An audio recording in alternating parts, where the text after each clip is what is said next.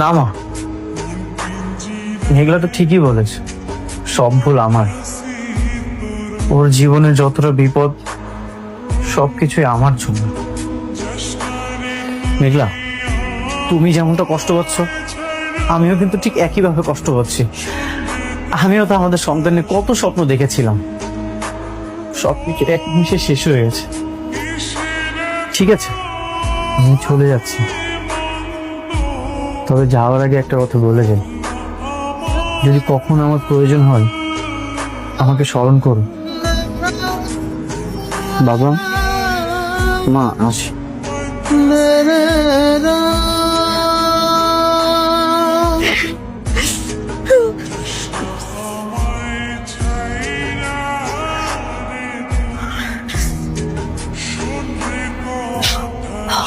মা, কাজটা ঠিক করলি।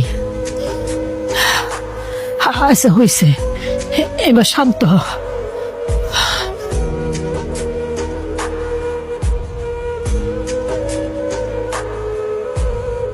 অবস্থা হচ্ছে 2-4 দিন বাড়িতে খাই, একটা ভয়ে আলোচনা ঘর দিস।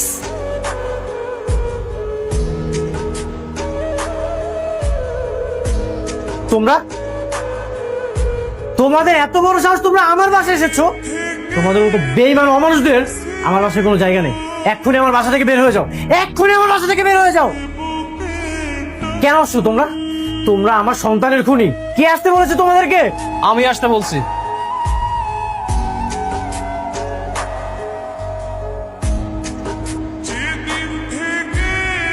রাতুল, তুই? হ্যাঁ, আমি ওদেরকে আসতে বলেছি।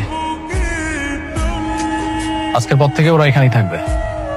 ওরা এখানে থাকবে মানে? তুই জানিস না ওরা আমার সন্তানের খুনি? ওদের কারণে মেঘলা মানসিক যন্ত্রণা ছটফট করতেছে।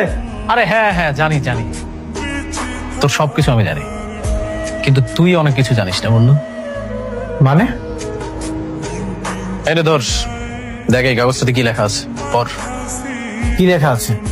ওইখানে লেখা আছে, আমি মোহাম্মদ আব্দুল্লাহ অনিক, আমি আমার সকল সম্পত্তি আমার বন্ধু রাতুল রাজের নামে লিখে দিচ্ছি।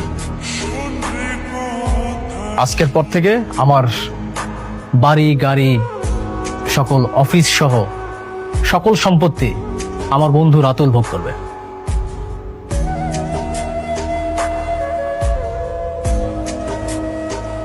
এসব মিথ্যা নকল কিছু আমার কাছে কোনো ভ্যালু নেই। জামাই বাবুজি, সব তো শেষ। কিচ্ছু শেষ হয়নি। তোর সিগনেচার করা অরিজিনাল কাগজটা যথা স্থানে রাখা আছে। শোন, তোর যত কাপড় চোপড় আছে, যা যা আছে, তুই সবকিছু নিয়ে এখান থেকে বের হয়ে যাবে। আর আমি বন্ধু হিসেবে তো তোর এতটুকু উপকার করতেই পারি। বের হয়ে যাওয়া মানে? বের হয়ে যাওয়া মানে কি? বেইমানের বাচ্চা বেইমান, তোকে আমি বিশ্বাস করে আমার কোম্পানির দায়িত্ব দিয়েছিলাম, তুই আমার সাথে এত বড় বিশ্বাসঘাতকতা করলি। স্যার, তাড়াতাড়ি কর, হাতে খুব সময় কম। আহা জামাই বাবাজি, এইভাবে বললে হবে নাকি? ঘাটটা ধরো, জোরে একটা ধাক্কা দাও, একদম ঘর থেকে বাইক করে। রাতুল, আমি তোকে আমার বন্ধু ভেবেছিলাম, তুই আমার খারাপ সময় দুর্বলতার সুযোগ নিয়ে এত বড় বিশ্বাসঘাতকতা করলি।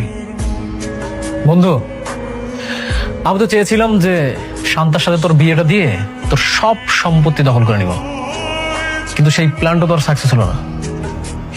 তাই বন্ধু হয়ে বন্ধুর সাথে একটু বেইমানি করতেই হলো। এই দিনটার অপেক্ষায় আমি খুব ছিলাম রে। আজকে তুই দেখ, তুই একটা ভিখারি হয়ে গেছিস। রাস্তার ভিখারি আর তোর মধ্যে কোনো পার্থক্য নেই। জামাই বাবাজি, ওর সাথে এত কথা বলা দরকার কি? বলছিলাম না তোমারে, ঘরটা ধাক্কা দিয়ে বাইর করে দাও। এই রহিম, এদিকে আসো।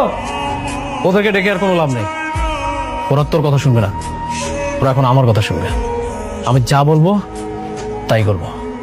আমি কিন্তু এর প্রতিশোধ নিবই। আমার তিলে তিলে করে এত সম্পত্তি তোরা সবাই মিলে হজম করবি? সবকিছু এত সহজ? আরে সর, পরেরটা পরে দেখা যাবে। তুই এখন এই মুহূর্তে এখান থেকে বের হয়ে যা। আসুন, আমি শান্তাকে বিয়ে করতেছি, তোর অগ্রিম দাওয়াত রইল। তুই তোর শ্বশুর শাশুড়ি, তোর বাচ্চা, ও সরি, তোর তো বাচ্চা নেই, তোর বউ সবাইকে নিয়ে আসিস। যা।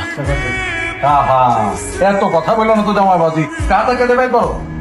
আউট, যা আউট।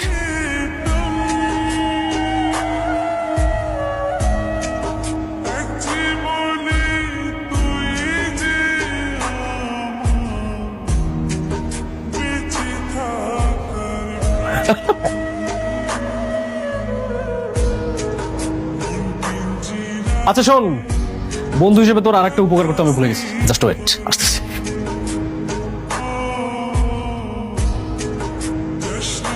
এটা নে, এটা তোর এখন বড্ড উপকারে আসবে, কারণ আজকের পর থেকে তো তুই একটা ফকির, কিছু করে খাইতে পারবি।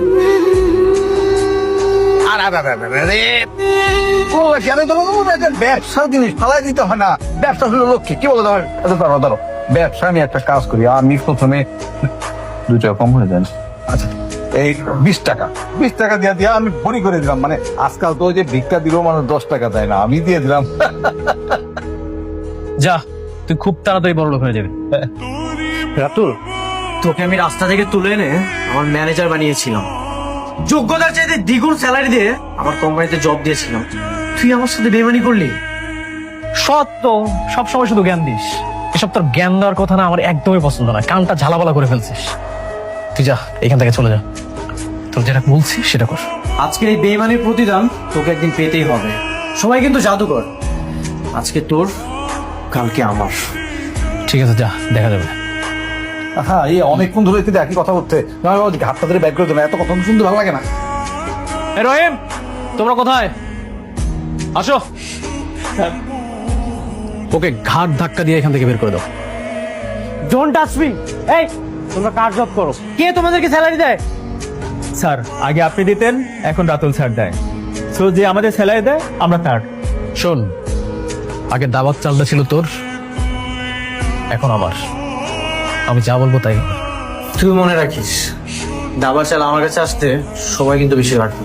যা, বাইরে গিয়ে ভিক্ষা কর। আউট।